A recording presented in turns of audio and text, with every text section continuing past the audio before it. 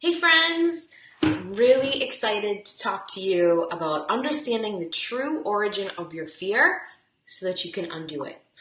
Hey Michelle, hey Kelly. So this topic is, as you know, of this month is one of my favorites, but this specifically, helping people shift the way they look at fear, it gets me very excited. I love it. I love, love, love, love. It's awesome. So if I can give you just a tiny shift in perspective, if I can have you do something different with your fear than what you usually do with it, oh my goodness, we're getting somewhere. Your life will start to change and be different. So let's talk about what I mean by the true origin of your fear. Let's go there first. So the thing that you realize you're afraid of is not usually the true fear. It's not the origin. It's just a byproduct of that. And sorry, my necklace is twisting around on me here. It's just a byproduct of that. And what that means is there's something else that's a bigger fear.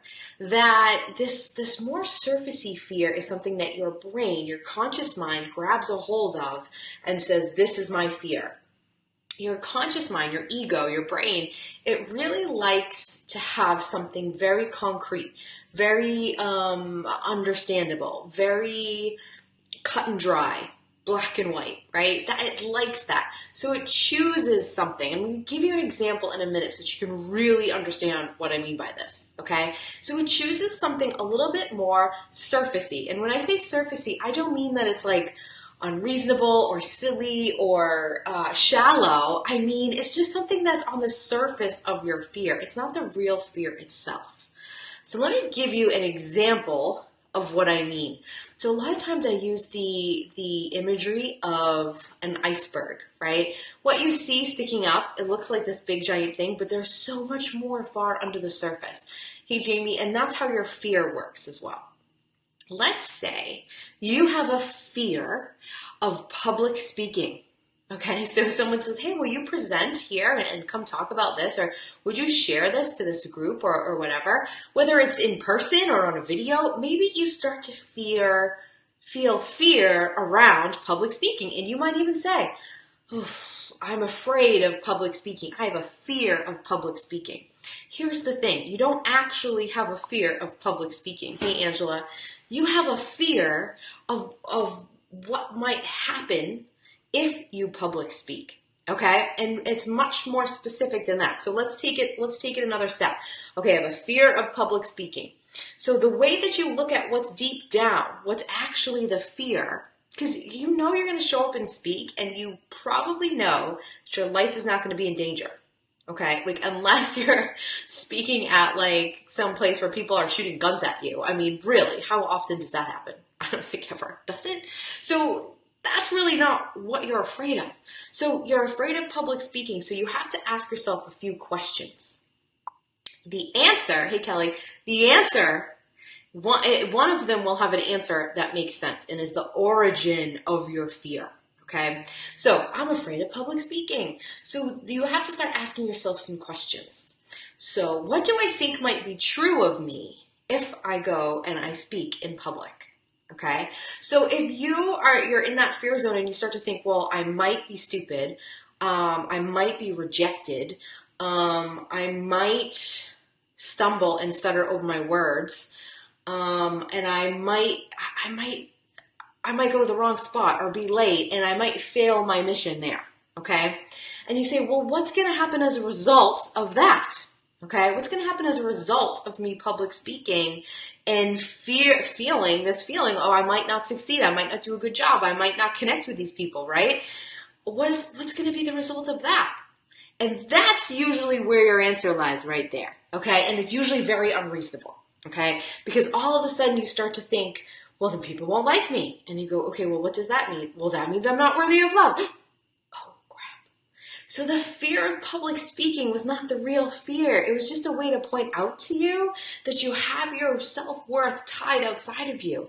You're afraid of people rejecting you. And the reason you're afraid of people rejecting you is because you think if you're rejected, that means you're not worthy of love.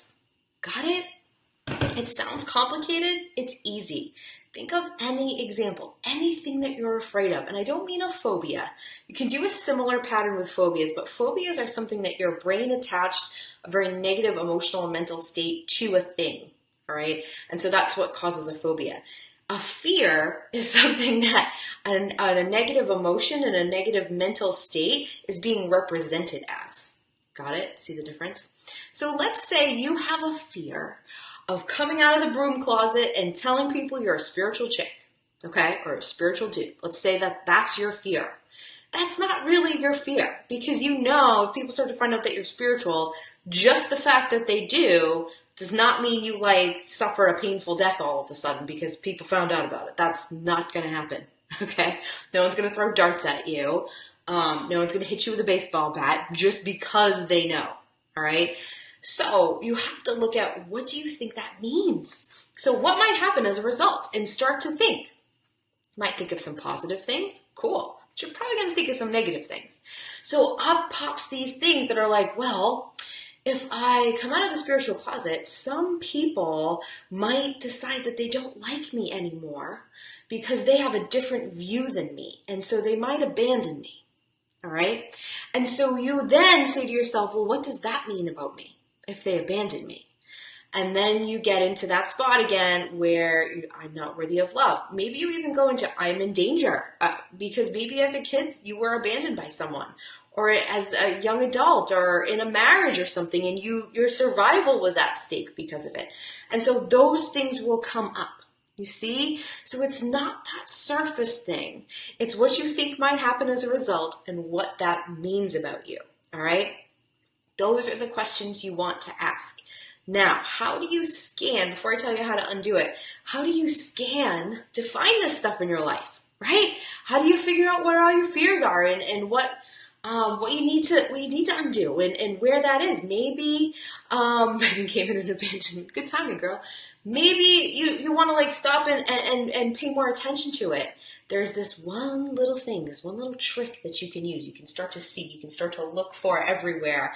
And you can start to see when it's occurring inside of you, and it's like an alarm bell going off that there's a fear present. And it's one simple word, and it's resistance. Okay? When you feel resistance inside yourself, not resistance from other people, that's a subject for another day. But when you feel resistance inside yourself, again, around something that intuitively you feel led to do, then a fear is present. So maybe you wrote a really amazing blog post. Hey, Maureen, and it's awesome, but you're afraid to share it. What's going on? What's the fear? All right. If you wrote this beautiful post, but then there's resistance inside of you about sharing it, your intuition led you to write it, but then, oh my gosh, can I share it? Can I do that? Oh my gosh. And you have resistance there, and you start battling with yourself, and you have the ego intuition fight going on. There is a fear here. So ask yourself, what might happen as a result? And how might I feel? And what might that mean about me? Okay?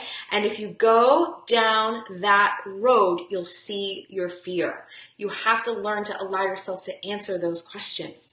Listen, 99.9% of the time, you're afraid of losing love. You're afraid of disconnection. Humans need connection. So you're afraid that you'll be rejected or abandoned, or that it means you're not worthy of love in the first place, so you won't have any in your life. It'll disappear. That's the fear that you're fighting all the time. And everyone has their own way that they kind of beat themselves up over that, right? Like we all have our own unique ways. It's such a weird human trait, right? Where we're like, all right, I decided at a young age that these are the reasons that I'm not worthy of love. And so I'm going to just go through my whole life dealing with that. And we all have them. And they're all just slightly different in little different ways. But man, they're more alike than they are different, right? And we all just kind of do that, and it's just such a waste of energy. You are love. You can't be worthy of it or not worthy of it. You are it, right? It's like someone saying, I'm not sure that you are worthy of being a human being. Well, I already am one, so tough luck. Think of it that way. Think of it as, why am I always fighting with my own worth? And how can I make peace with that? And that leads me right into telling you what you can do to undo that fear, okay? Here's the thing, your fears, the reason I say undo is because I mean undo its power over you. Some of these fears are really with you for this whole lifetime. So buckle up, make friends with them, hold their hands, stop getting pissed every time this fear circles back in your life. It ain't going anywhere. It's gonna keep showing up. But realize if you bring awareness to this and you're like constantly moving through this and you're going, okay, I'm noticing resistance here, I'm noticing fear here, and you're growing and you're doing stuff anyways, and you're following your intuition more, and you're discovering your purpose more, and you're taking more action in the world that feels in line with who you are, and you're feeling braver about showing people who you are.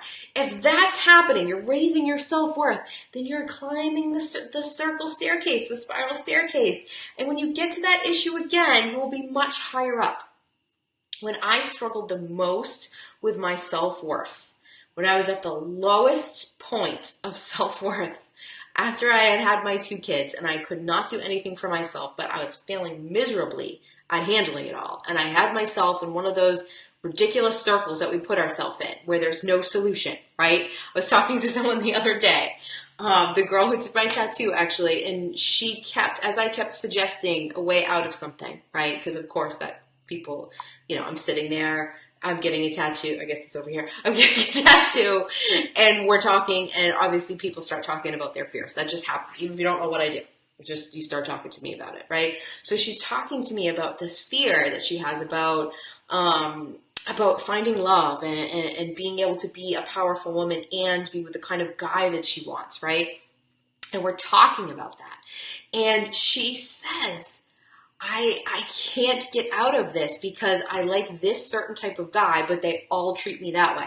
So I gave her a suggestion, a thing to do to shift that. And she said, no, I can't because. And then I gave her another one. And she said, no, I can't because. And I said, oh, she's in that terrible circle.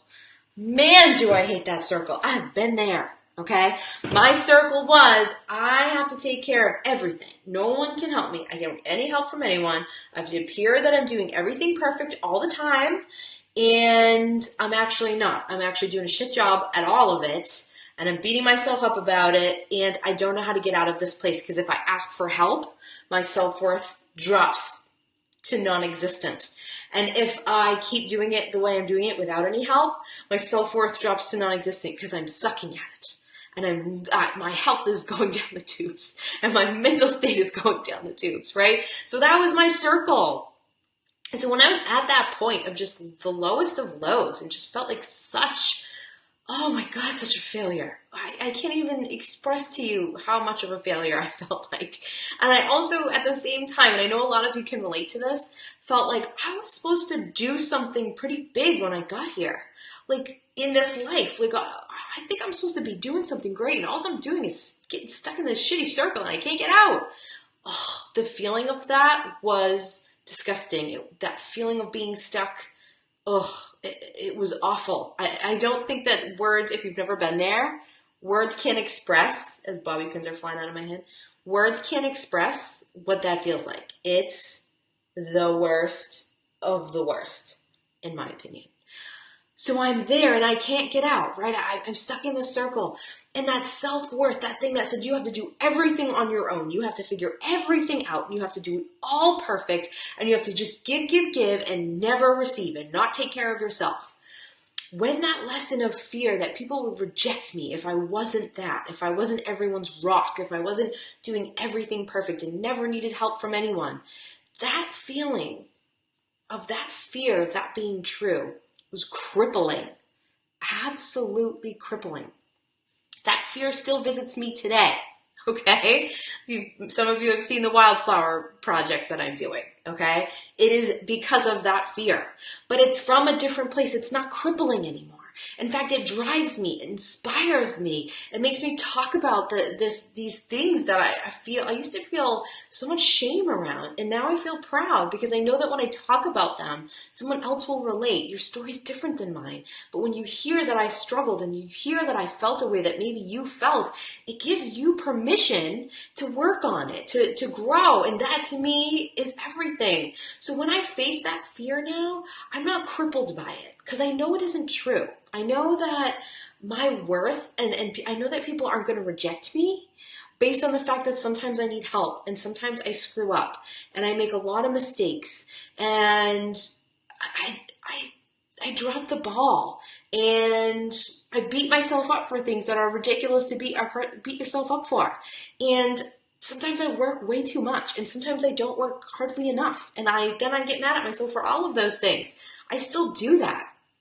But the feeling of dealing with it, when that fear of rejection comes back and that says that you have to be all these things, it doesn't feel crippling anymore.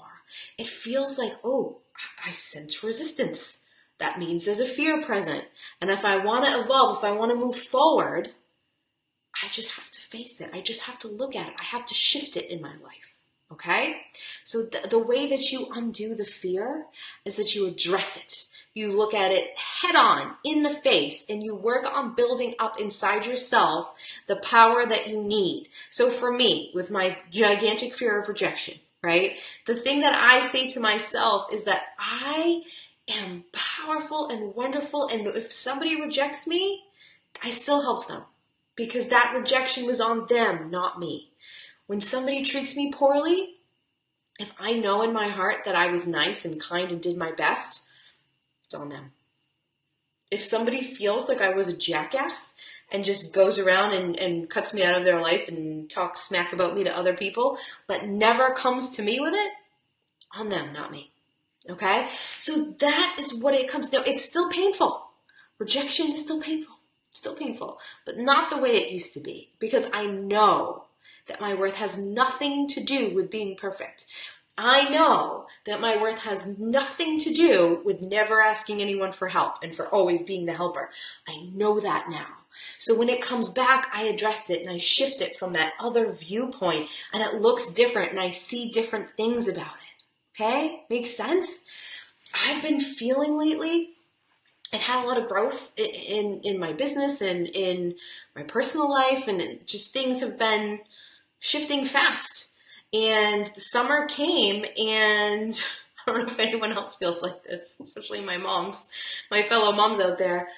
It was like I put the brakes on all of it, and I started to feel a lot of resistance about moving forward at 90 miles an hour. And I'm a 90 miles an hour girl. And so I stopped and I looked, and I created the Wildflower Project because of it. Because I realized that I was getting afraid that I wasn't going to be powerful enough to handle the next phase. Maybe I'm not smart enough. Maybe I'm not good at what I do enough. Maybe I don't have enough time in the day. Maybe I'm not powerful enough to keep my schedule balanced. All of that was coming back. So I addressed it. I addressed it with action. I did something. I took it and I used it instead of letting it use me. Instead of it being an anchor, it was a balloon that helped me rise up, and I dealt with it. And that's how you undo it. That fear does not hold me back anymore because every day it's present, I take an action towards changing it. So today, you guys, I deserve a medal. Somebody just send me a medal. I need one because I redid my entire way of bookkeeping for my business. And my least favorite thing to do in my business is bookkeeping, tracking money, and plugging stuff in, and balancing shit. My gosh, I hate it. And I redid it. And I made myself do it because it was one of the ways I was holding myself back. Because when I look at numbers and projections and balancing stuff, my brain is like good at talking to angels, not good at accounting. But when you run your own business, you have to be good at everything, right? This bobby pin is just not sticking in, right? Oh my goodness. You have to be good at everything. And so I realized that one of the things that was frustrating me is that there isn't a lot of programs out there that are explaining this and making it work for women. And spreadsheets are boring. Why can't there be pictures and color? Why can't there be different names for stuff? Why are you going to call it boring stuff? Why are these all made for corporations? I'm not a corporation with 5,000 employees. No, I have 2 employees. I don't need that, right? I have people I pay occasionally to do stuff on top of my few employees. I don't need it to look like that. Oh my goodness. Oh my goodness. Boom, I faced it. Now it was unpleasant. It was very unpleasant. I did not enjoy it, but it feels much better now because now I took that power back. I learned some of it. I still don't like the way it is. I am going to change it. And I need someone to help me. And I haven't figured out who that is yet. But the way that this is done is stupid. Does anyone else feel that way? Even if you're just talking about like your personal finances at home, how do you track that? And is it the most boring thing that you've ever done in your life that just makes you feel like you're not meeting the numbers you're supposed to or something? Or you don't know the terms you're supposed to? Like, what's happening? What's going on? We need to fix this. We need like an empath friendly with pretty colors for visual people to see stuff and understand stuff, right? So I faced it because I knew it was going to loom over me and that resistance was going to be present until I looked it in the eye and said, I got this. I am smart enough to handle this. I can figure this out. And once I do, I will teach everybody else how to do it because that's me, right? Friend Christine called me today. The question.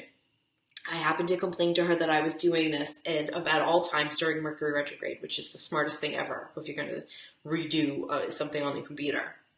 Not a good idea, but I did it anyways. And she said, this is you.